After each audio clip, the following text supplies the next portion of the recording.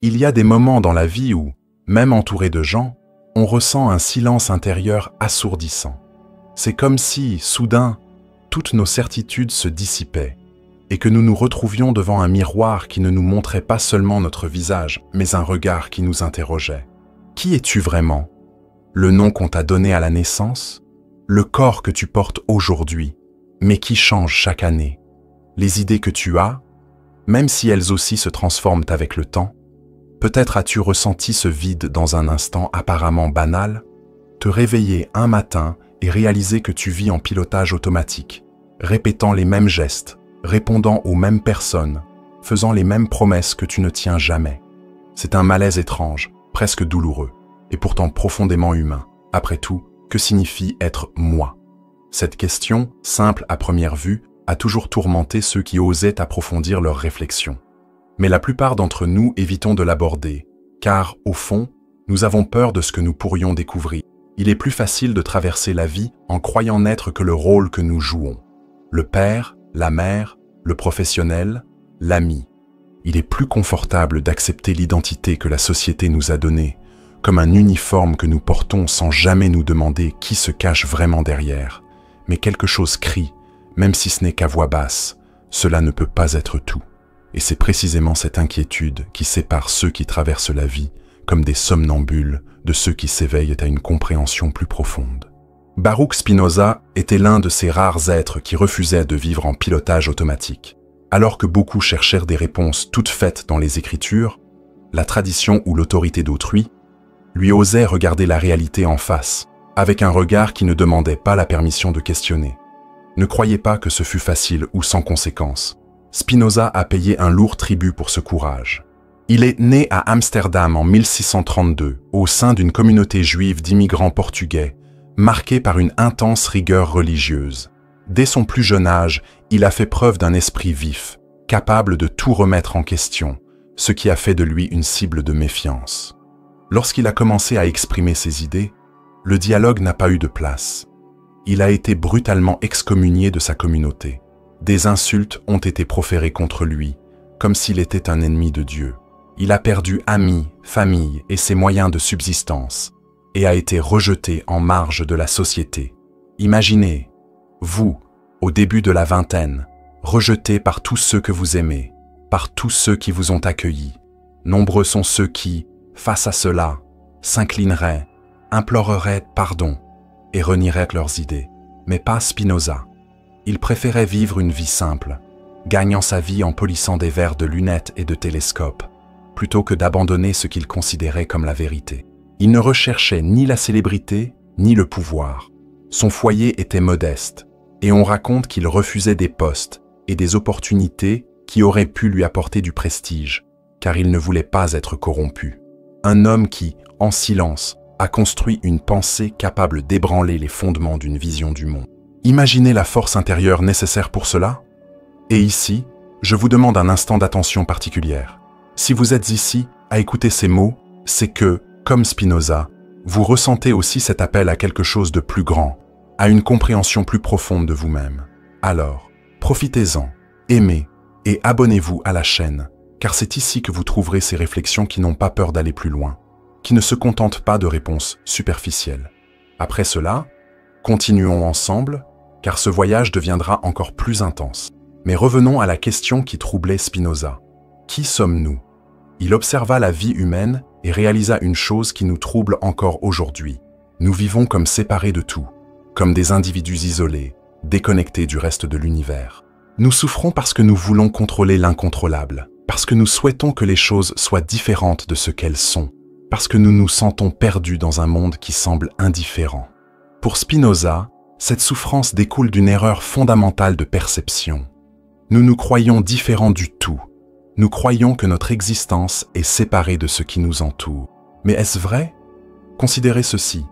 L'air que vous respirez aujourd'hui, la nourriture que vous mangez, les mots que vous avez appris enfant, tout cela n'est pas né en vous, mais vous traverse comme un flux continu. Votre corps, que vous appelez le vôtre, est fait d'une matière qui était autrefois autre chose. Un arbre, un morceau de pain, un animal, et qui redeviendra un jour autre chose. Votre esprit, que vous considérez comme vous, est fait d'idées, d'images, de sons et de souvenirs venus de l'extérieur. Si tout en vous vient du monde, où finit exactement le monde et où commence vous? C'est la provocation qui change tout, car, pour Spinoza, la séparation absolue n'existe pas. Ce que vous appelez « soi » n'est rien d'autre qu'une forme temporaire que l'univers a pris. Telle une vague s'élevant dans l'océan. Pendant un temps, elle semble être quelque chose de séparé, avec sa propre forme, son mouvement unique. Mais la vague est-elle vraiment différente de l'eau? Vous êtes la vague, mais vous êtes aussi l'océan. Oublier cela, c'est souffrir, car vous vous accrochez désespérément à la forme de la vague, craignant qu'elle ne disparaisse, sans réaliser que l'eau demeure. Et c'est ici que nous commençons à ressentir le pouvoir transformateur de la pensée spinoziste. Car, si nous sommes l'expression d'un tout unique, notre quête d'une identité fixe est peut-être à l'origine de nombre de nos angoisses.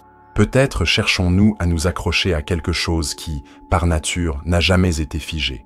Comprendre cela n'est pas seulement un exercice intellectuel, cela transforme notre façon d'appréhender. Cela modifie notre façon d'appréhender la peur, l'attachement et la perte. Spinoza ne voyait pas Dieu comme un vieil homme barbu assis sur un trône, jugeant les hommes, mais comme l'essence même de la réalité.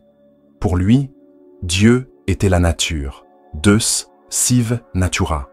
Tout ce qui existe, chaque pierre, chaque étoile, chaque pensée, est une expression de cette même réalité infinie.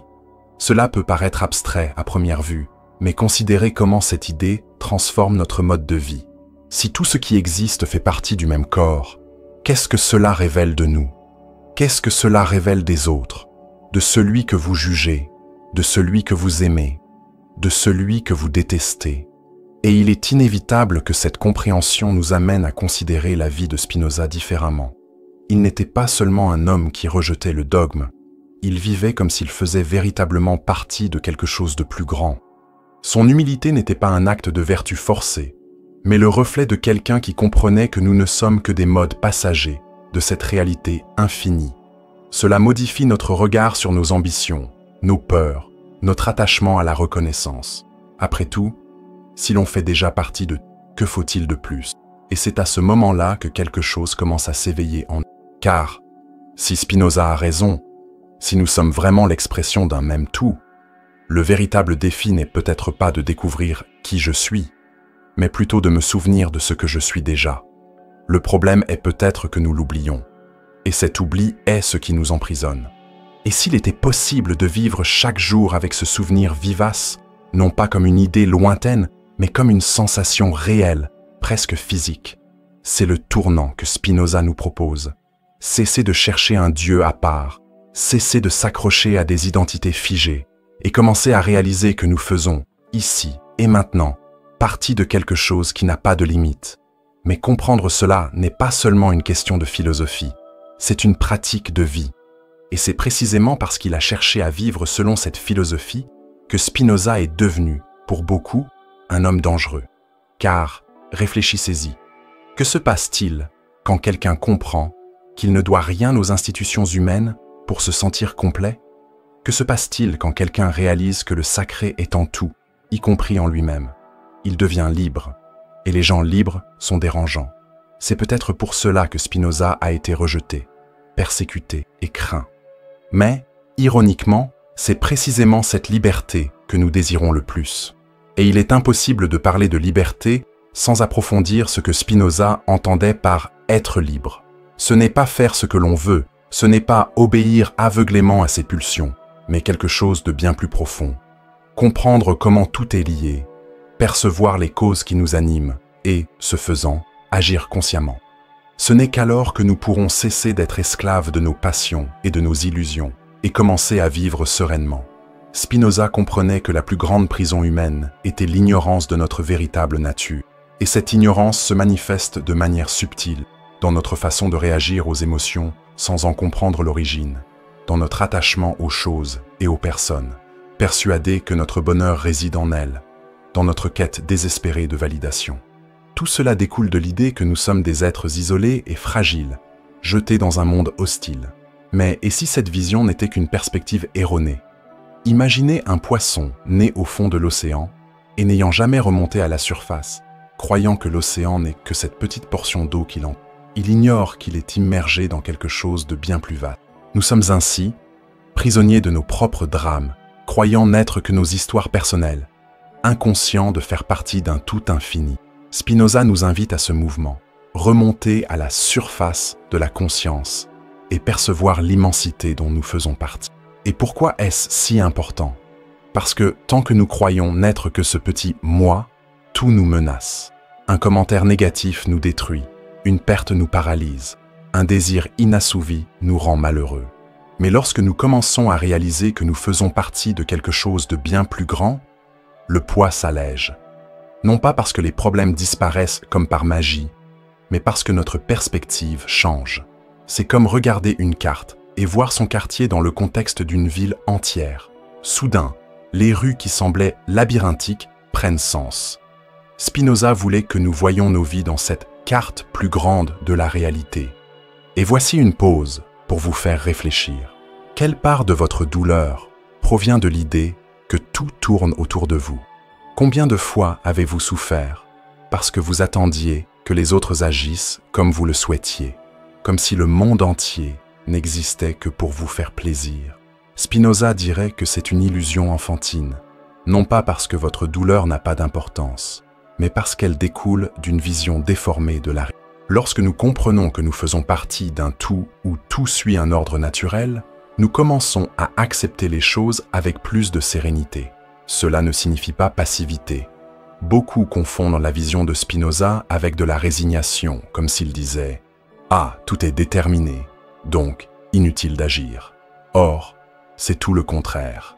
Comprendre les causes des choses permet d'agir plus efficacement. Imaginez un médecin qui comprend le fonctionnement du corps humain. Il ne peut modifier les lois de la biologie, mais c'est précisément parce qu'il les comprend qu'il peut agir avec précision pour guérir. De même, comprendre les lois qui régissent nos émotions, nos désirs et nos pensées nous permet d'agir plus librement. Et la liberté, pour Spinoza, est cruciale.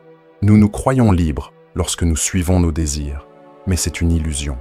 Vous croyez choisir librement lorsque vous décidez de manger quelque chose de sucré le soir. Mais n'est-ce pas simplement votre corps, conditionné par des années d'habitude et d'association, qui réagit? Vous croyez choisir lorsque vous explosez de colère, mais n'est-ce pas simplement un réflexe automatique, le résultat d'une offense qui a blessé votre ego? Pour Spinoza, la véritable liberté ne commence que lorsque nous comprenons pourquoi nous ressentons et faisons ce que nous faisons. La liberté ne consiste pas à ignorer les causes, mais à les connaître profondément. Cette idée change tout. Imaginez deux personnes coincées dans les embouteillages. L'une hurle, jure, cogne sur le volant, persuadée qu'il s'agit d'une attaque personnelle. L'autre est calme, acceptant que la circulation soit le résultat de causes naturelles. Des gens qui vont au travail, des accidents que personne n'a délibérément provoqués. Lequel des deux est véritablement libre? Le premier est esclave de ses passions. Le second, même à l'arrêt, est en paix. Cette sérénité ne vient pas d'une volonté magique, mais d'une compréhension claire de la réalité. C'est ce que Spinoza appelle la liberté. Et vous vous demandez peut-être, mais est-ce vraiment possible? Pouvons-nous vraiment vivre ainsi, avec autant de lucidité, sans nous perdre dans des émotions destructrices? Spinoza le croyait, mais il savait que c'était un processus. Il disait que nos passions tristes, envie, haine, peur, naissent de l'ignorance. C'est comme vivre dans une pièce sombre. Le moindre bruit vous surprend, car vous ignorez ce qui se passe. Mais lorsque la lumière s'allume, vous réalisez qu'il n'y avait rien de menaçant. La connaissance allume cette lumière dans l'esprit. Et voici un point profondément humain dans sa philosophie. Spinoza n'était pas un moraliste condamnant les passions. Il comprenait que nous sommes humains, que ressentir de la peur, de la colère ou de la tristesse fait partie de notre nature. Mais il croyait qu'en comprenant leur cause, ces passions perdraient de leur pouvoir. C'est comme comprendre pourquoi un enfant pleure. Si vous savez qu'il a simplement faim, vous n'éprouvez pas de colère, vous ressentez de la compassion. Lorsque nous comprenons nos propres émotions, nous commençons à nous traiter nous-mêmes et les autres avec plus de bienveillance. Maintenant, prenez une grande inspiration et pensez. Si vous pouviez observer chacune de vos émotions avec cette clarté, combien de souffrances inutiles disparaîtraient? Combien d'espace s'ouvrirait en vous pour ressentir quelque chose de plus léger, de plus vaste. C'est la joie dont parle Spinoza. Non pas la joie superficielle d'un plaisir passager, mais la joie profonde de comprendre, de se sentir connecté au tout, de vivre en harmonie avec la réalité. Et cette joie n'est pas une récompense future. Elle commence dès l'instant où vous changez votre vision de la vie. Peut-être la ressentez-vous maintenant, même subtilement. Ce sentiment qu'il y a en vous quelque chose de plus grand que tous vos problèmes, quelque chose qui a toujours été là, silencieux, attendant d'être rappelé. C'est ce que Spinoza appellerait vivre en accord avec l'essence divine. Non pas au sens religieux traditionnel, mais au sens de vivre en accord avec la vraie nature des choses. Et c'est peut-être là le plus beau. Réaliser que, derrière toute la peur, toute la confusion, toute la précipitation, il y a un ordre, un flux, et que vous n'en êtes pas séparés. C'est comme sentir battre un cœur qui n'est pas seulement le vôtre, mais celui de tout ce qui existe. Et quand vous commencez à ressentir cela, les questions changent. Vous ne vous demandez plus « Qui suis-je » avec angoisse, mais avec une sorte de révérence silencieuse. Car, au fond, vous le savez déjà, vous êtes tout cela, et vous l'avez toujours été. Lorsque Spinoza parle de ce lien avec le tout, il ne propose pas un idéal inaccessible, mais un état de conscience déjà présent, seulement obscurci par la façon dont on nous a appris à voir la vie. Il nous rappelle que, en restant prisonniers de disputes mesquines, d'envie, de comparaisons, nous oublions que notre véritable nature est infiniment plus grande que ses préoccupations. Et ce n'est pas un plus grand qui nous place au-dessus des autres, c'est un plus grand qui nous dissout dans ce qui est commun à tous. Lorsque cette compréhension s'éveille, quelque chose change irréversiblement.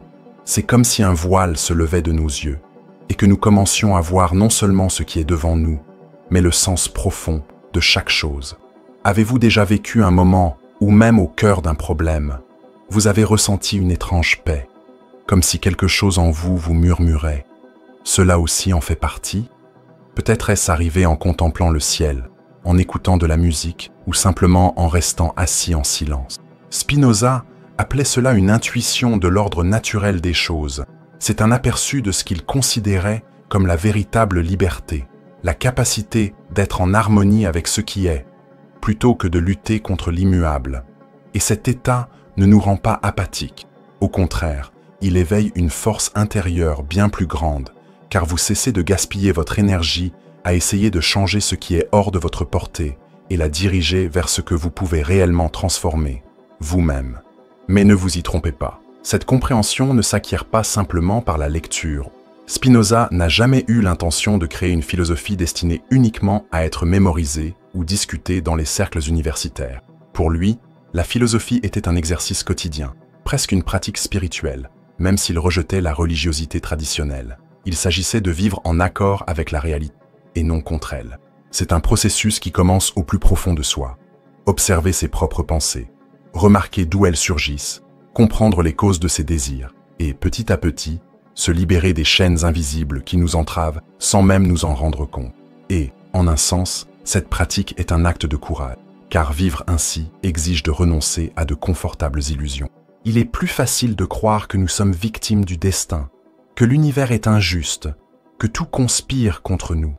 Il est plus facile de blâmer les autres pour nos souffrances que de s'introspecter et de réaliser qu'une grande partie de nos tourments provient de notre façon d'interpréter les choses. Spinoza ne nous promet pas une vie sans douleur, mais une vie moins résistante à ce qui est déjà inévitable. Et cela, en soi, change tout.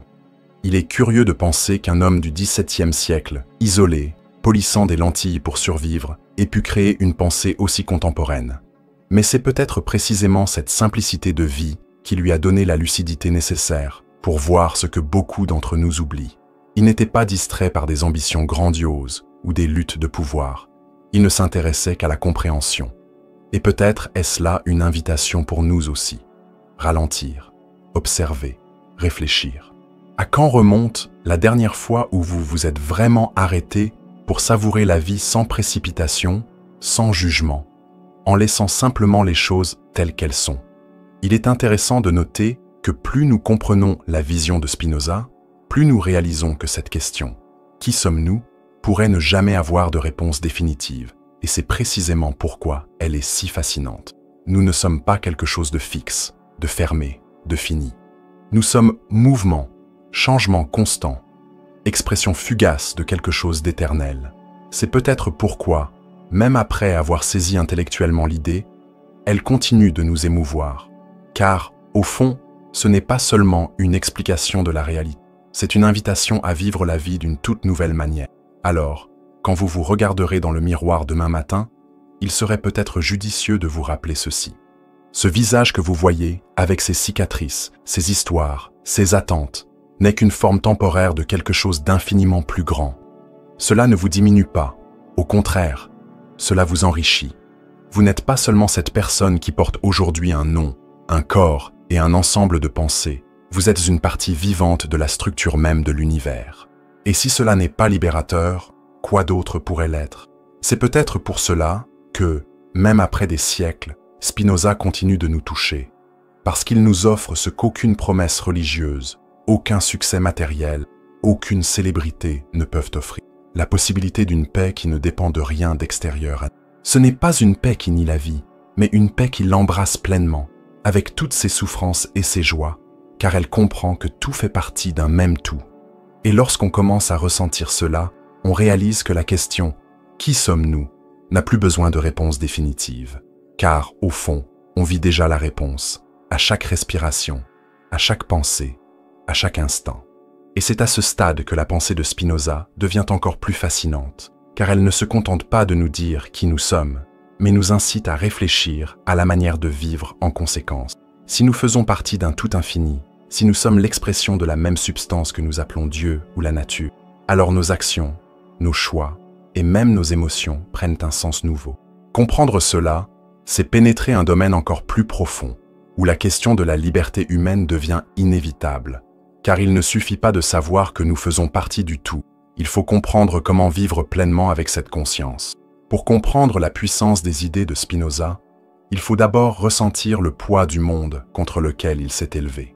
Il ne s'agit pas d'un philosophe qui écrivait abrité dans une bibliothèque confortable, entouré d'admirateurs, mais d'un homme qui a consciemment choisi d'être un étranger dans son lieu de naissance. Au XVIIe siècle, alors que religion et politique étaient entrelacées comme des chaînes invisibles, contrôlant chaque aspect de la vie, oser penser par soi-même était un acte de rébellion quasi suicidaire. Et Spinoza, non seulement osait penser, mais il vivait selon cette pensée. Il est né à Amsterdam, à une époque où la ville était perçue comme un havre de liberté relative par rapport au reste de l'Europe. Mais cette liberté avait des limites, notamment pour les communautés minoritaires, comme la communauté juive, à laquelle appartenait sa famille. Les Juifs qui y vivaient étaient les descendants de familles expulsées de la péninsule ibérique pendant l'Inquisition. Ils avaient trouvé à Amsterdam un espace pour reconstruire leur vie, mais au prix d'une stricte surveillance interne. Tout écart par rapport à la tradition était perçu non seulement comme une hérésie, mais aussi comme une menace collective. Remettre en question leur religion signifiait mettre en péril le fragile équilibre politique qui leur permettait de rester dans cette ville. C'est dans ce contexte que le jeune Baruch Spinoza commença à poser des questions que personne n'osait poser à voix haute. Il assistait aux cours de théologie, lisant attentivement les Écritures, mais sans répéter ce qu'il entendait. Il voulait comprendre pourquoi certaines lois étaient considérées comme divines, pourquoi un Dieu prétendument parfait exigeait l'adoration, pourquoi la peur était utilisée comme un instrument de foi. Des questions simples, mais dans ce contexte, elles sonnaient comme de la dynamite. Et lorsqu'il commença à formuler ses propres réponses, la communauté décida qu'il était trop dangereux de le garder parmi eux. En 1656, à l'âge de 23 ans, Spinoza fut soumis à l'une des excommunications les plus sévères jamais enregistrées dans l'histoire. Il ne s'agissait pas d'une expulsion symbolique, mais d'une rupture violente, scellée par une malédiction formelle. Des témoins de l'époque rapportent que, le jour de la lecture de la sentence, des paroles haineuses furent proférées contre lui, comme s'il était un traître, presque un criminel. Sa famille l'abandonna, ses amis coupèrent tout contact, et quiconque osait lui parler risquait une peine similaire. Difficile d'imaginer l'impact émotionnel de cette situation. Il ne s'agissait pas seulement de perdre un cercle social, mais d'être expulsé de ce qui, pour lui, était la seule communauté possible. Mais voici le point le plus frappant. Spinoza n'a pas cherché à se défendre. Il aurait pu écrire des excuses, renoncer à ses idées pour retrouver une vie confortable, mais il ne l'a pas fait. Il a accepté son excommunication avec une sérénité que peu de gens pouvaient maintenir. Peut-être parce que, pour lui, la liberté de penser était plus précieuse que toute acceptation sociale. Ce moment marque un tournant dans sa vie. À partir de ce moment, Spinoza allait devenir un véritable outsider, non seulement au sens physique du terme, mais aussi au sens existentiel, quelqu'un qui a choisi d'appartenir à la vérité plutôt qu'à un quelconque groupe humain. Et que fit-il ensuite ? Il ne chercha pas à se faire de nouveaux amis influents, ne chercha pas à rejoindre une autre communauté religieuse, ne chercha pas à se venger de ceux qui l'avaient expulsé. Il se retira. Il alla vivre dans des endroits simples, souvent dans de petits villages, subvenant à ses besoins grâce à un travail manuel, polir des verres de lunettes et des instruments scientifiques. Ce n'était pas n'importe quel travail. Il exigeait une patience extrême, une habileté délicate et d'une certaine manière, reflétait sa propre vision du monde. Polir des verres revenait symboliquement à polir la vision humaine pour qu'elle puisse mieux voir. Ce détail, qui à première vue semble purement biographique, a une portée presque poétique. Alors que le monde le rejetait, il passait ses journées à apporter littéralement de la clarté aux yeux des autres. Il y a quelque chose de profondément cohérent dans tout cela. Un homme qui a consacré sa vie à donner aux gens une vision plus claire, non seulement physiquement, mais surtout intellectuellement. Il ne se contentait pas de polir des lentilles, il polissait des idées. Et c'est peut-être pour cela qu'il a refusé tant d'opportunités d'ascension sociale. Il aurait pu accepter les invitations de riches mécènes ou des postes qui lui auraient conféré du prestige, mais il a décliné. Il préférait préserver sa liberté de penser sans devoir de faveur à qui que ce soit. Maintenant, arrêtons-nous un instant et imaginons ce que cela signifie. Nous vivons dans un monde où beaucoup échangent facilement leurs valeurs contre la reconnaissance, le statut ou l'argent. Spinoza a pris le chemin inverse. Il a tout abandonné pour rester fidèle à ses convictions. Combien d'entre nous auraient un de ce courage ? Combien d'entre nous seraient capables de sacrifier le confort, l'acceptation, voire l'amour de nos proches, pour rester fidèles à ce que nous pensons être vrai ? Cette question est troublante, car elle nous oblige à examiner nos propres compromis quotidiens. Mais Spinoza n'était pas un martyr fier de souffrir. Il ne cultivait pas l'héroïsme dramatique. Au contraire, les témoignages de ceux qui l'ont connu décrivent un homme au tempérament calme et doux, qui ne nourrissait aucune haine envers ceux qui le rejetaient. Il ne perdait pas de temps à prouver qu'il avait raison. Il vivait simplement selon ses convictions. Cette attitude presque silencieuse était le plus grand défi qu'il lançait aux pouvoirs établis, car rien ne perturbe plus un système que quelqu'un qui vit bien sans en dépendre. Et voici un point essentiel. Spinoza n'a pas été persécuté simplement parce qu'il avait des idées audacieuses, mais parce que ses idées libéraient les gens de la peur. Il affirmait que Dieu n'était pas un être qui récompensait ou punissait, mais l'ordre même de la nature. Et si Dieu ne punissait pas, tout le système de contrôle fondé sur la culpabilité et la terreur divine perdrait son pouvoir. Un homme qui ne craint pas l'enfer, qui n'attend pas de récompense au paradis, qui n'a pas besoin d'intermédiaire pour se sentir connecté au sacré, est un homme dangereux pour toute institution qui prospère sur la peur. Voyez-vous l'impact de tout cela ? Imaginez un peuple à qui l'on a appris pendant des siècles à obéir par crainte du châtiment divin. Soudain, quelqu'un arrive et dit « Rien de tout cela n'est nécessaire. Vous êtes déjà en Dieu, car tout est Dieu. » Le sacré n'est pas dans les temples ou les livres, mais dans chaque aspect de la réalité. C'est presque une révolution spirituelle, mais silencieuse, car elle n'a nécessité ni guerre, ni destruction d'idoles, juste un changement de conscience. Et c'est précisément ce qui est le plus effrayant. Les idées qui libèrent de l'intérieur sont difficiles à contrôler.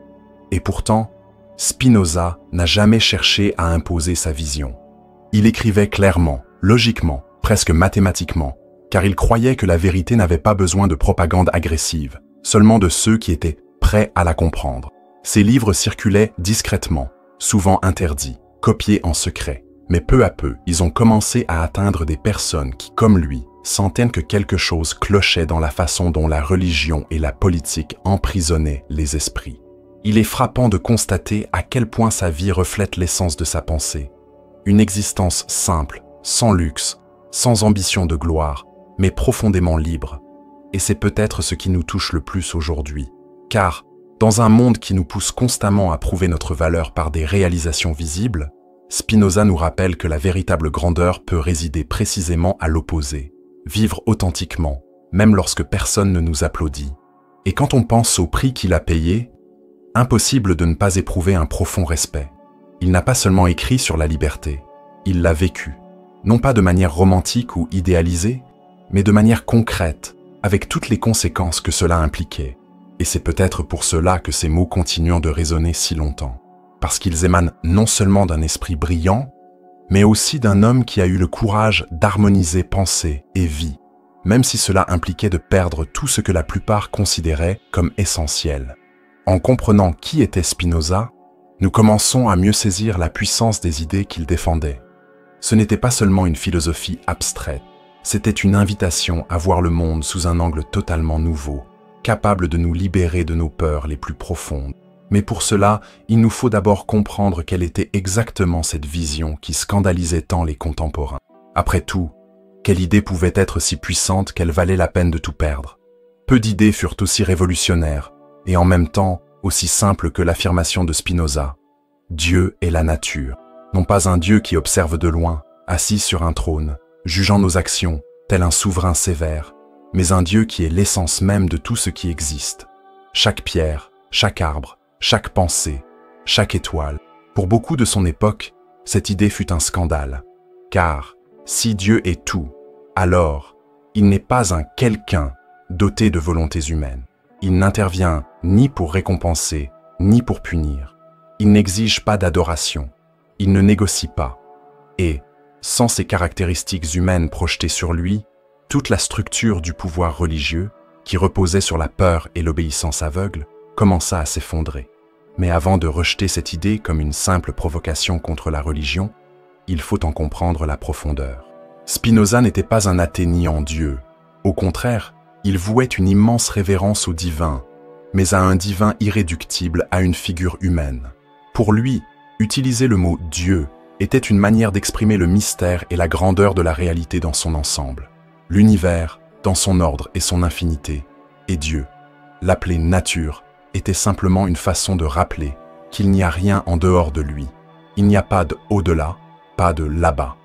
Tout ce qui existe est, d'une certaine manière, une expression de cette réalité unique. Considérez l'impact de cette vision. Pendant des siècles, la plupart des gens ont cru en un Dieu capable de se mettre en colère, de changer d'avis, de se satisfaire de sacrifices ou de prières. C'était un Dieu créé à l'image de l'homme, avec des émotions humaines. Spinoza démonte complètement cette idée. Pour lui, Dieu n'aime ni ne hait, ne se met pas en colère, ne change pas d'humeur, car tout ce qui arrive est l'expression nécessaire de sa propre essence. Il n'y a pas de hasard, pas de péché au sens moral du terme. Il n'y a que l'ordre naturel des choses. Et cela change tout, y compris la façon dont nous nous percevons. Imaginez l'univers comme un corps gigantesque et infini, où chacun de nous est comme une cellule. Une cellule peut se sentir séparée, croyant ne vivre que pour elle-même, mais en réalité, elle fonctionne selon la totalité de ce corps. Si elle tente de se rebeller contre cet ordre, elle finit par tomber malade, car son existence n'a de sens qu'au sein de l'organisme tout entier. Spinoza voyait les êtres humains ainsi, des parties de ce grand corps divin, expression d'une même substance qui se manifeste sous des formes infinies. Et c'est pourquoi il disait qu'il n'y a qu'une seule substance dans l'univers, Dieu ou la nature. Tout ce que nous appelons chose ou personne n'est qu'une façon d'exprimer cette substance. C'est comme si nous étions face à un océan infini qui prend différentes formes, tantôt une vague, tantôt une marée, tantôt une goutte tombant de l'écume. Chaque forme semble distincte, mais est faite de la même eau. Nous sommes ces vagues, temporaires, transitoires, mais indissociables de l'océan. Vous vous demandez peut-être, mais si tout est Dieu, le mal est-il aussi Dieu? La douleur, la souffrance, la violence, font-elles toutes partie de ce tout divin? Cette question a tourmenté de nombreux critiques de Spinoza, mais pour lui, le problème résidait dans notre compréhension du bien et du mal. Ces catégories ne sont pas absolues, elles sont relatives à notre perspective humaine. Un tremblement de terre est néfaste pour quelqu'un qui perd sa maison, Mais il s'agit simplement d'un mouvement naturel de la Terre à plus grande échelle. La pluie qui détruit une récolte est la même qui remplit une rivière et donne vie à une autre région. Pour la nature dans son ensemble, il n'y a ni bien ni mal. Il n'y a que mouvement, transformation, nécessité. Cela ne signifie pas, bien sûr, que nous devrions être indifférents à la souffrance humaine. Mais cela change notre façon de la gérer. Lorsque nous comprenons que tout obéit à des causes naturelles, nous cessons de considérer la douleur comme une punition divine ou une injustice. Au lieu de blâmer les dieux ou de maudire le destin, nous pouvons chercher à comprendre les causes et agir selon nos moyens. Et, surtout, cette perspective nous donne une forme d'acceptation qui n'est pas de la passivité, mais de la sagesse. Nous acceptons ce que nous ne pouvons pas changer, et nous nous efforçons de changer ce qui est à notre portée, car nous savons que tout est interconnecté. Et voici un point fascinant. Pour Spinoza, plus nous comprenons cet ordre naturel, plus nous nous rapprochons de Dieu. Non pas par des prières ou des rituels, mais par la connaissance. Connaître la nature, c'est aimer Dieu. Et cet amour n'est pas un sentiment romantique ou mystique, mais un état de joie profonde, à percevoir la beauté du lien entre toutes choses. C'est comme regarder une horloge complexe et, au lieu de simplement admirer son éclat, comprendre le fonctionnement de chaque engrenage et s'émerveiller de l'harmonie parfaite qui lui permet de fonctionner. Et cette compréhension engendre une sorte de révérence qui se passe de temple. Avez-vous déjà ressenti un sentiment d'émerveillement en contemplant le ciel étoilé, avec le sentiment que, d'une certaine manière, vous aussi, vous faites partie de ce mystère? Avez-vous déjà ressenti un frisson en percevant la perfection de quelque chose d'aussi simple que l'éclosion d'une fleur ou le battement synchronisé de votre cœur? Ce sentiment, pour Spinoza, est le véritable amour intellectuel de Dieu, une admiration calme et constante qui nous met en phase avec qui nous sommes vraiment.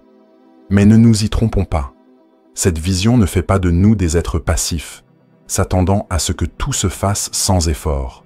Au contraire, elle nous invite à agir de manière plus responsable, car si tout est une substance, l'autre n'est pas un étranger, mais une expression du même tout que nous. Nuire à autrui, détruire la nature, agir par haine. Tout cela revient au fond à agir contre soi-même. Et c'est là un point profondément éthique de la philosophie de Spinoza. Le bien commun n'est non pas de la peur du châtiment ou de l'espoir d'une récompense, mais de la compréhension que nous sommes tous interconnectés. Considérez l'impact de cette idée sur nos relations. Considérer les autres comme des êtres distincts les uns des autres facilite la haine, l'envie et la rivalité destructrice. Mais lorsque vous réalisez qu'ils ne sont qu'une autre expression du même tout que vous, quelque chose change.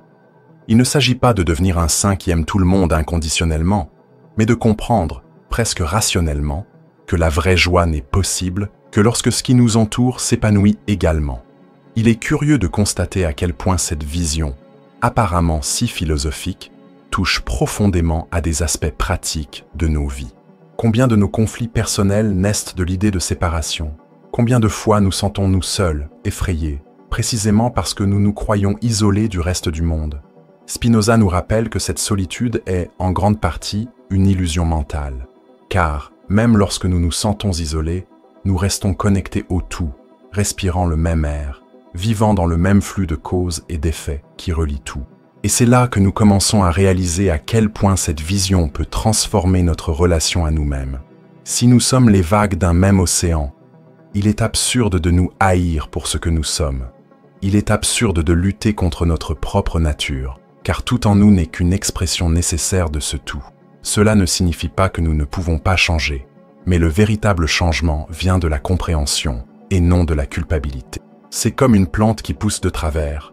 Elle ne se redresse pas par culpabilité, mais parce qu'elle trouve la bonne lumière. Cette vision de la vie, à la fois simple et grandiose, rendait Spinoza si dangereux pour l'ordre établi.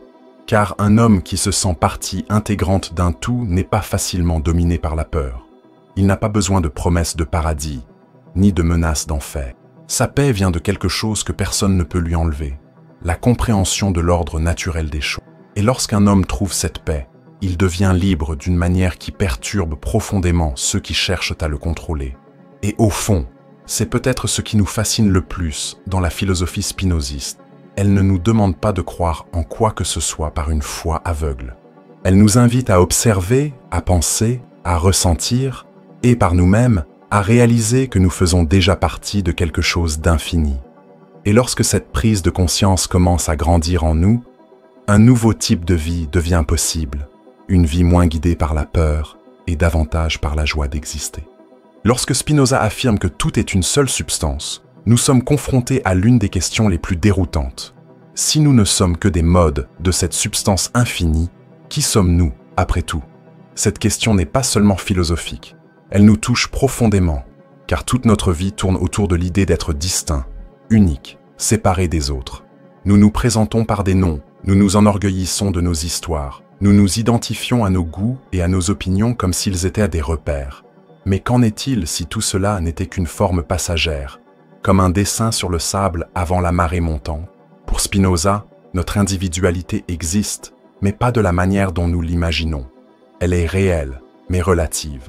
Tout comme une vague a sa propre forme tout en restant de l'eau, nous aussi avons une forme, une manière particulière d'exister, mais nous sommes faits de la même substance qui forme tout. Cela ne signifie pas que nos vies sont insignifiantes, mais que nous sommes bien plus que ce que nous pensons être. Lorsque nous nous réduisons à un « moi » étroit, à notre nom, à notre apparence, à nos réalisations, nous devenons esclaves de cette forme temporaire, oubliant qu'au fond, nous sommes l'océan tout entier. Et cela nous amène à une réflexion dérangeante. La plupart de nos souffrances ne proviennent-elles pas précisément de notre attachement à cette forme transitoire? Songez à la souffrance que nous ressentons avec le vieillissement, la perte de statut, l'opinion des autres. Nous souffrons parce que nous croyons n'être que cette vague. Et lorsqu'elle commence à changer de forme, nous avons l'impression de disparaître. Mais qu'en est-il si, en réalité, rien ne se perd, seulement se transforme? Spinoza nous invite à un changement radical de perspective. Il nous dit « Tu n'es pas seulement ce corps qui porte aujourd'hui ton nom, tu es la manifestation même de quelque chose d'infini, non pas de manière mystique ou ésotérique, mais au sens le plus simple. Chacun de nos mouvements, chacune de nos pensées, chacun de nos battements de cœur est l'expression de cette substance unique qui soutient tout. Lorsque nous comprenons cela, notre rapport à la vie commence à changer. L'angoisse de l'ego, qui cherche constamment à prouver son importance, cède la place à une sorte de tranquillité silencieuse. Car, si nous faisons déjà partie de l'infini, nous n'avons pas besoin de nous efforcer de mériter d'exister. Nous y sommes déjà pleinement inclus. Mais ici se pose un dilemme intéressant. Si tout est déterminé par les lois de cette substance unique, où était notre liberté? Spinoza répond que la véritable liberté ne consiste pas à échapper aux causes naturelles, ce serait impossible, mais à les comprendre. Nous sommes libres lorsque nous comprenons pourquoi nous sommes comme nous sommes, lorsque nous percevons clairement les courants qui nous animent et pouvons ainsi agir consciemment. C'est comme un fleuve. Il ne cesse jamais de suivre le cours imposé par la gravité. Mais en comprenant ce cours, nous pouvons mieux le naviguer. Cette idée, à première vue, peut paraître froide, comme si nous réduisions la vie à des engrenages inévitables. Mais en réalité, elle nous libère. Car une grande partie de notre angoisse provient de notre volonté de contrôler l'incontrôlable. Nous souffrons parce que nous voulons que le monde se conforme à nos désirs personnels, comme si l'univers existait pour nous servir. Lorsque nous comprenons que nous faisons partie d'un tout régi par des lois universelles, nous acceptons l'immuable et en même temps, nous devenons plus efficaces dans ce qui peut être transformé. Et voici une question qui pourrait vous émouvoir. Combien de fois, ces derniers mois, avez-vous été paralysé par quelque chose qui échappait totalement à votre contrôle? Combien de nuits blanches? Combien de disputes internes? Combien de peurs qui, au fond, ne pouvaient rien changer? Spinoza dirait que c'est la prison de l'ignorance, car lorsque nous ne comprenons pas l'ordre naturel des choses, nous réagissons comme des enfants effrayés dans le noir, essayant de repousser les ombres avec nos mains.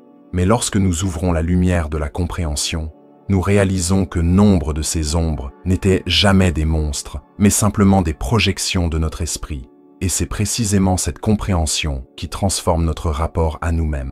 Si tout ce que nous sommes est une expression nécessaire du tout, pourquoi nous haïssons-nous autant pour ce que nous sommes? Pourquoi passons-nous notre vie à nous comparer, à nous déprécier, à essayer d'être autre chose? Spinoza nous invite à une autre forme de connaissance de soi, non pas celle qui nous pousse à lister nos défauts pour les corriger, mais celle qui nous fait comprendre pourquoi nous sommes comme nous sommes.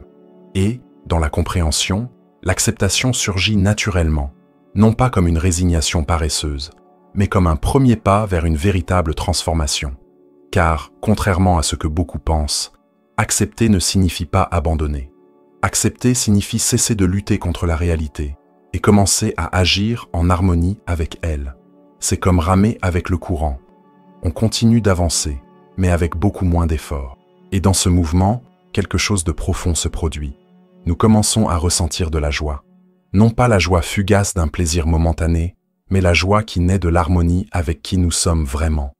Spinoza appelait cette joie une augmentation du pouvoir d'existence, un état dans lequel nous nous sentons plus vivants, plus épanouis, car nous nous laissons porter par la nature plutôt que de lui résister.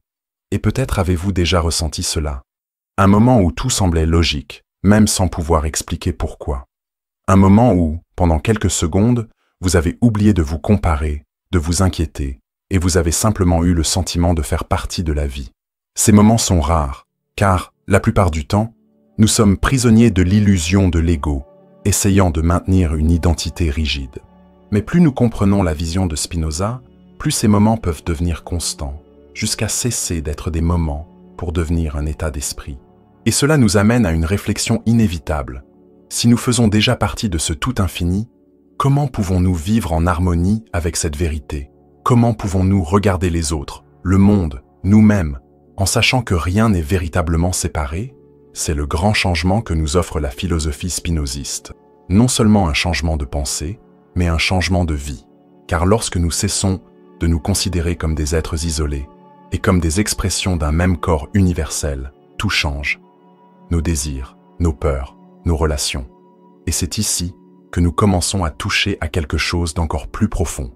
Car, pour Spinoza, vivre selon cette vérité n'est pas seulement un exercice intellectuel, c'est une pratique quotidienne qui implique chaque émotion, chaque choix.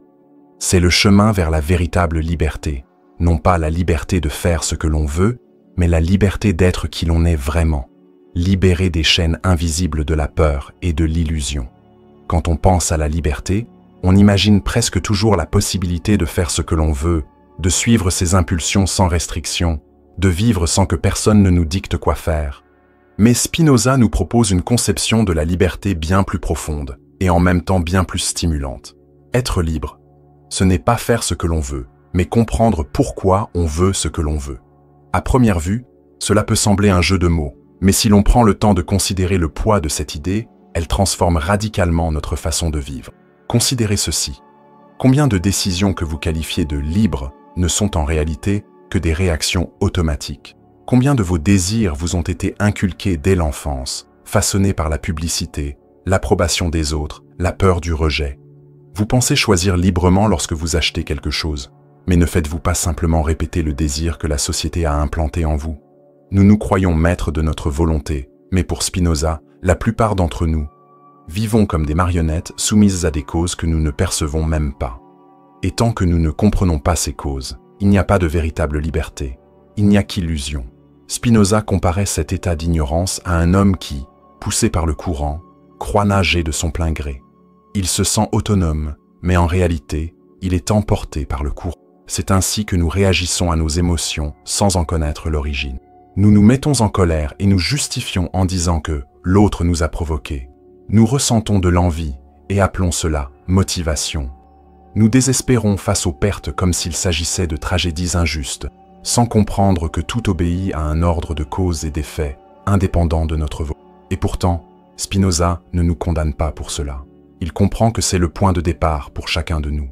Mais il nous invite à franchir une étape supplémentaire, comprendre les causes. Car lorsque l'on comprend pourquoi quelque chose arrive, cette chose perd son pouvoir de domination. Pensez à un moment où vous avez été submergé par la colère. Alors que vous ne ressentez que la colère, elle est comme un feu incontrôlable. Mais dès que vous comprenez d'où elle vient, peut-être de la peur, peut-être d'un orgueil blessé, elle commence à perdre de sa force. Non pas parce que vous l'avez refoulée, mais parce que vous l'avez comprise. C'est comme allumer une lumière dans une pièce sombre. Les ombres qui semblaient être des monstres se révèlent n'être que des objets inoffensifs. C'est là le cœur de la liberté spinoziste, la connaissance et libération. Non pas une connaissance abstraite, mais une connaissance qui éclaire les mécanismes invisibles qui nous animent. Lorsque nous comprenons pourquoi nous ressentons ce que nous ressentons, pourquoi nous désirons ce que nous désirons, nous commençons à agir plus consciemment. Nous cessons d'être entraînés comme des marionnettes par nos passions et commençons à diriger nos actions avec clarté. Et cette liberté n'est ni lointaine ni impossible. Elle commence dans les petits moments. Imaginez deux personnes coincées dans les embouteillages.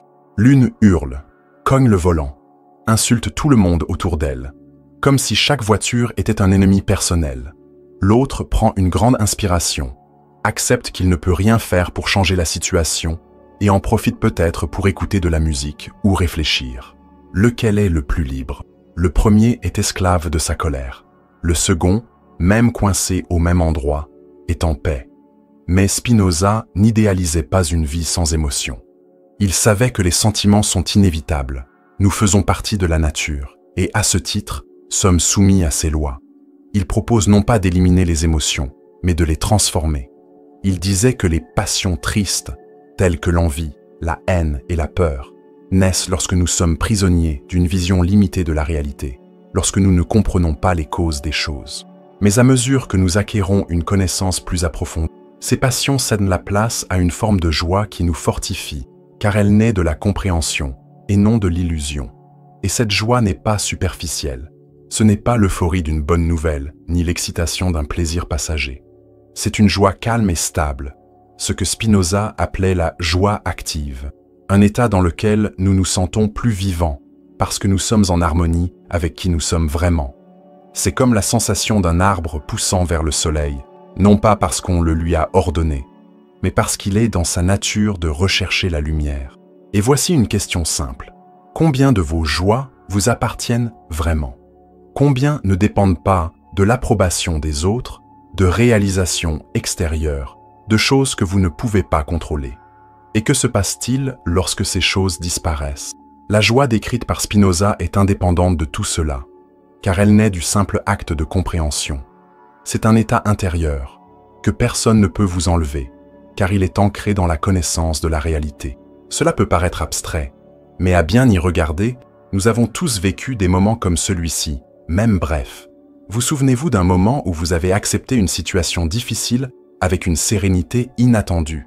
Peut-être parce que vous avez perdu quelque chose que vous croyiez indispensable, mais avec le temps, vous avez réalisé que cela faisait aussi partie du cours de la vie. Cette acceptation n'est pas de la passivité, c'est de la force. C'est le moment où vous cessez de lutter contre ce que vous ne pouvez pas changer et commencez à agir avec sagesse sur ce que vous pouvez. Et cela nous amène à un autre aspect fascinant de la liberté spinoziste. Plus nous nous connaissons, plus nous devenons capables d'agir en accord avec notre véritable nature. Car, tant que nous ne nous connaissons pas nous-mêmes, nous vivons en réagissant aux stimuli extérieurs, comme des feuilles au vent. Mais à mesure que nous comprenons nos propres causes, nous commençons à choisir plus consciemment, et nos actions commencent à refléter qui nous sommes vraiment. C'est comme si, petit à petit, nous sortions d'un état de somnambulisme pour nous éveiller à une vie plus lucide. Et cette lucidité a un effet puissant sur nos relations. Lorsque nous comprenons les causes qui motivent les gens, il est plus difficile de les haïr. Avez-vous déjà remarqué qu'il est presque impossible d'éprouver de la colère envers un enfant qui fait quelque chose de mal, car on comprend qu'il ne sait pas ce qu'il fait? Spinoza nous invite à considérer tous les êtres humains avec la même compréhension. La plupart agissent par passion aveugle, par ignorance des causes, et non par pure malveillance. Cela ne justifie pas les mauvaises actions, mais cela modifie notre façon d'y réagir. Au lieu de la haine, la compassion émerge. Non pas une compassion sentimentale, mais une compréhension rationnelle que chacun est soumis aux mêmes lois de la nature. Et c'est peut-être là l'un des plus grands signes de liberté, la capacité à ne pas se laisser emporter par la haine. Car la haine, pour Spinoza, est l'une des plus grandes formes d'esclavage. Elle nous enferme dans une vision limitée, nous consume et nous fait réagir sans réfléchir. Mais lorsque nous commençons à comprendre les causes du comportement humain, cette haine perd de son pouvoir et nous permet d'agir avec plus de sérénité, même face à l'injustice. Et, en fin de compte, cette liberté n'est pas seulement un accomplissement individuel, elle transforme tout autour de nous. Une personne qui vit avec cette clarté inspire les autres, non pas par volonté, mais parce que sa présence transmet quelque chose de différent, un calme contagieux. C'est comme si elle portait en elle un fragment de l'équilibre de la nature. Et cela, en soi, est déjà une façon de transformer le monde, car chaque acte conscient, chaque geste né de cette joie active, brise le cycle de l'ignorance et de la peur qui domine la plupart des relations humaines. Et là se pose une question qui mérite d'être posée pour le reste de votre journée. Que feriez-vous différemment si vous compreniez vraiment que chaque émotion, chaque choix, fait partie d'un flux naturel que vous pouvez connaître et, ce faisant, transformer? Telle est la liberté de Spinoza. Non pas une liberté absolue, mais une liberté profondément humaine qui nous rend à nous-mêmes. Et lorsque nous commençons à vivre ainsi, quelque chose d'étrange se produit. Le mot « liberté » cesse d'être un concept abstrait pour devenir une sensation physique, presque palpable. C'est comme respirer plus profondément, comme si l'air qui nous entoure devenait plus léger. Car dès que nous cessons de lutter contre l'inévitable et commençons à agir selon notre vraie nature, nous découvrons que nous sommes déjà bien plus libres que nous ne l'imaginions. Spinoza disait que la plupart des souffrances humaines naissent de passions tristes, des émotions qui nous laissent dans un état de passivité, comme si nous étions à la merci de forces extérieures. La peur, l'envie, la haine, le ressentiment, toutes nous privent de la force d'exister, car elles nous rendent dépendants de quelque chose d'extérieur à nous-mêmes.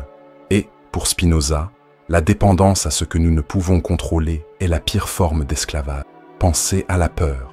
Combien de décisions avez-vous évitées par peur de commettre une erreur, de perdre, d'être jugé? Combien d'opportunités avez-vous gâchées parce que la peur vous soufflait qu'il valait mieux rester sur place? Spinoza voyait la peur comme une illusion née de l'ignorance des causes. Nous avons peur parce que nous projetons sur l'avenir un mal que nous ne comprenons pas, comme des enfants effrayés par les ondes. Mais à mesure que nous en comprenons les causes, que nous comprenons comment les choses fonctionnent réellement, la peur diminue. Non pas parce que le monde devient moins dangereux, mais parce que notre relation avec lui change. C'est comme allumer la lumière dans une pièce sombre. Les bruits persistent, mais vous voyez maintenant que ce ne sont que des portes qui grincent et non des monstres cachés. L'envie, quant à elle, est une prison encore plus cruelle, car elle nous ronge silencieusement.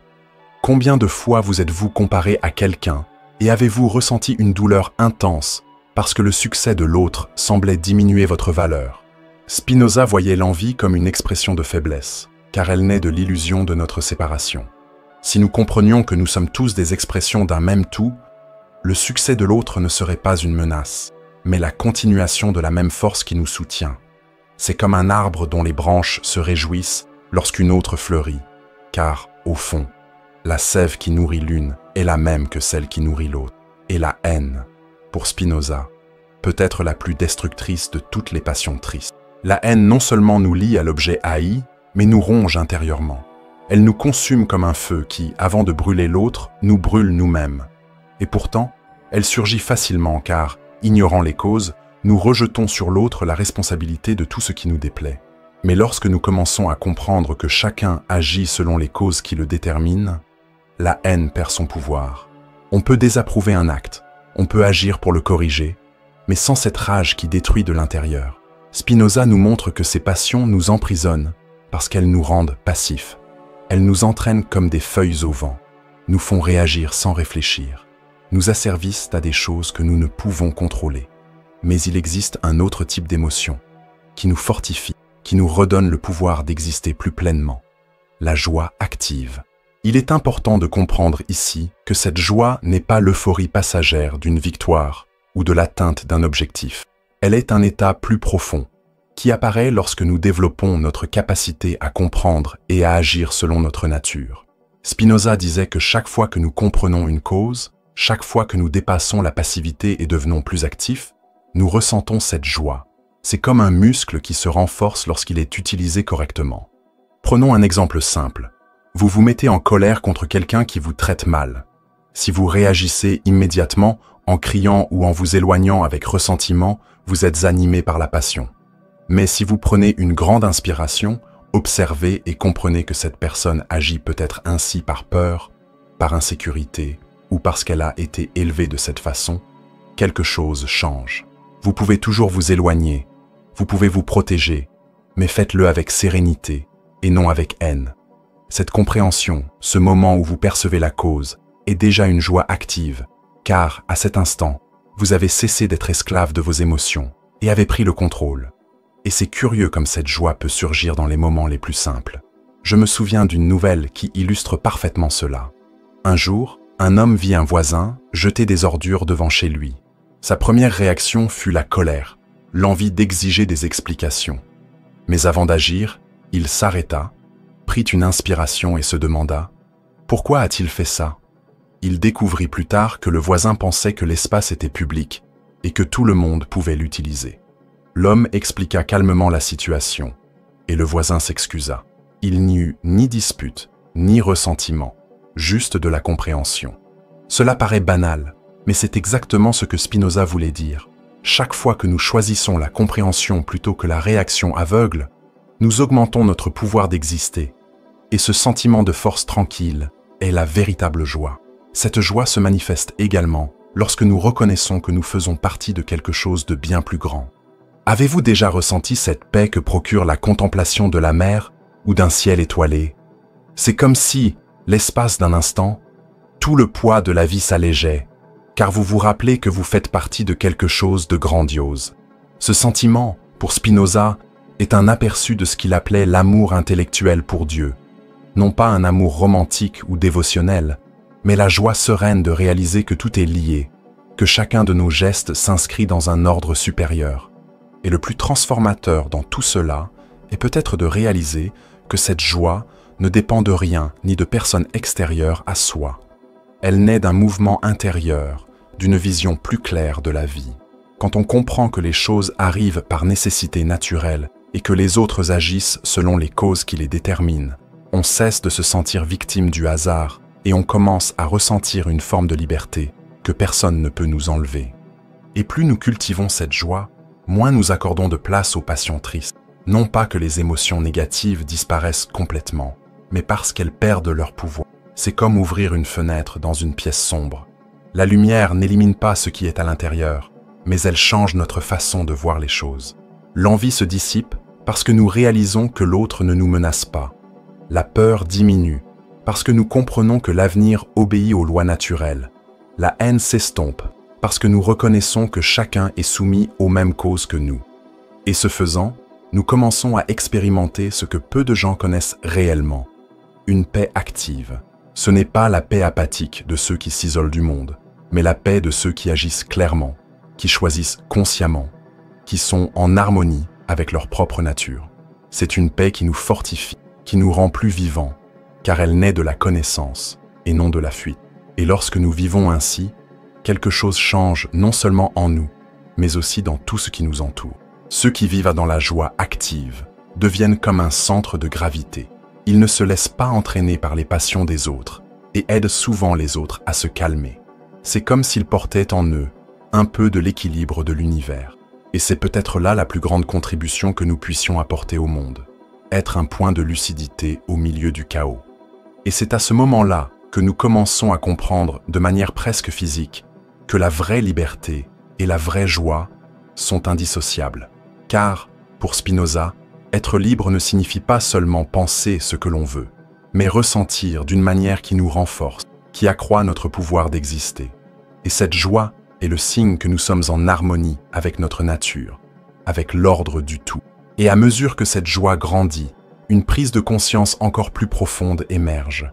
Si nous sommes l'expression de ce tout infini, si tout est connecté, comment pouvons-nous vivre chaque jour d'une manière qui honore cette vérité? Et si soudain, vous vous réveillez demain avec le souvenir vivace, non pas une idée abstraite, mais une sensation réelle que vous faites déjà partie de quelque chose d'infini. Je ne parle pas d'y croire comme on répète un mantra ou qu'on lit dans un livre. Je parle de ressentir dans votre corps, sur votre peau, à chaque respiration, que tout en vous, chaque battement de cœur, chaque pensée qui surgit et disparaît, est l'expression de quelque chose d'illimité. À quoi cela ressemblerait-il de vivre ainsi? Spinoza croyait qu'au fond, cette conscience est déjà en nous, simplement obscurcie par des couches de peur, de désir et d'illusion. C'est comme le soleil par temps nuageux. Quelle que soit l'épaisseur des nuages, la lumière est toujours là, prête à percer. Mais nous passons la majeure partie de notre vie prisonniers de l'éphémère, comme si nous n'étions que la forme temporaire que nous revêtons à cet instant. Nous vivons comme quelqu'un qui regarde un tableau géant et se concentre sur un seul détail, oubliant qu'il fait partie d'un tableau beaucoup plus vaste. Et si, au lieu de vous concentrer sur ce détail, vous pouviez, ne serait-ce qu'un instant, voir l'ensemble, imaginez le soulagement que cela vous procurerait. Chaque fois que vous pleurez une perte, c'est comme crier après une vague qui s'écrase sur le rivage, sans savoir que l'océan existe toujours. Quand vous vous rappelez que vous êtes l'océan, et pas seulement la vague, la douleur existe toujours, mais elle perd son poids étouffant. Vous commencez à ressentir une forme de confiance qui ne dépend pas de ce qui arrive à votre petite forme, car vous savez que vous faites partie de quelque chose de bien plus grand. Et cette confiance change tout, car lorsque nous réalisons que nous faisons déjà partie de ce tout infini, l'envie de faire nos preuves, d'obtenir la reconnaissance, de lutter contre tout changement s'estompe. Ce n'est pas que nous devenions apathiques ou indifférents, mais nos actions naissent d'un lieu bien plus profond. Nous agissons non pas pour être approuvés ou combler un vide, mais parce qu'il est dans notre nature d'exprimer qui nous sommes. C'est comme un arbre qui porte des fruits, non pas parce qu'il attend des applaudissements, mais parce que c'est ainsi qu'il participe à la danse de la vie. Et c'est à ce moment-là qu'émerge une autre forme de joie, plus calme, plus constante. Une joie qui ne dépend pas du lendemain, car elle ne repose pas sur des promesses. Elle est déjà présente dans le simple fait d'exister. Peut-être avez-vous ressenti quelque chose de similaire dans des moments simples, lorsque vous levez les yeux vers le ciel en fin d'après-midi et que, l'espace de quelques secondes, vous oubliez tous vos problèmes. Lorsque vous voyez un enfant rire et que vous sentez que ce rire est aussi le vôtre. Lorsque, pour une raison ou une autre, vous ressentez une gratitude inexplicable d'être en vie. Ces moments sont comme des failles dans l'armure de l'ego, de petites fenêtres par lesquelles l'infini entre. Et, pour Spinoza, vivre véritablement, c'est apprendre à garder cette fenêtre ouverte, non pas en s'attendant à des miracles, mais en apprenant à tout considérer, y compris les difficultés, avec le regard de celui qui comprend que chaque partie, même la plus douloureuse, a sa place dans ce grand corps que nous appelons la nature. Cette acceptation n'est pas conformisme, c'est sagesse. Car lorsque nous acceptons de faire partie d'un infini, nous cessons de gaspiller notre énergie à résister à l'inévitable et commençons à participer activement au flux de la vie. Et là se pose une question sans réponse toute faite. Mais qui mérite d'être porté jusqu'à la fin de vos jours? À quoi ressemblerait chaque instant, comme si chaque geste, chaque mot, était l'expression consciente de cet infini? Non pas une obligation, ni un fardeau, mais un privilège. Imaginez-vous vous réveiller et ressentir que le simple fait de respirer est déjà une célébration de la vie. Imaginez regarder l'autre et voir en lui, non pas un rival, ni un étranger, mais une autre forme de l'infini qui palpite en vous. Peut-être, au fond, toute la philosophie de Spinoza est-elle une invitation à cela, s'éveiller de cette illusion de séparation et se rappeler que nous sommes déjà ce que nous avons cherché toute notre vie. Et lorsque ce souvenir devient vif, chaque détail de l'existence change. Une conversation avec un ami cesse d'être un simple échange de mots pour devenir une rencontre entre deux expressions d'un même tout. Un moment de silence cesse d'être vide pour devenir plénitude. Même les défis, même les plus difficiles, prennent un sens nouveau, car on commence à les considérer comme faisant partie de la danse, et non comme des ennemis personnels. Et le plus fascinant, c'est que cette transformation ne requiert aucun apport extérieur. Elle ne vous oblige pas à tout abandonner, à vous isoler du monde, ou à attendre des conditions idéales. Elle commence dès l'instant où vous changez de perspective. C'est un effort intérieur, presque invisible pour les personnes extérieures, mais il transforme totalement votre façon d'être. Et, au fond, la question la plus importante n'est peut-être pas « Qui suis-je ?», mais « Comment puis-je vivre en sachant que je fais déjà partie de quelque chose d'infini ?» Car cette question ne cherche pas de réponse théorique. Elle exige une réponse vivante, donnée dans chaque choix, dans chaque souffle. Et c'est précisément là que la philosophie de Spinoza devient plus que des mots. Elle devient un chemin sans fin, car vivre en tant que partie de l'infini est, en soi, un mouvement éternel, aussi éternel que ce dont nous sommes faits.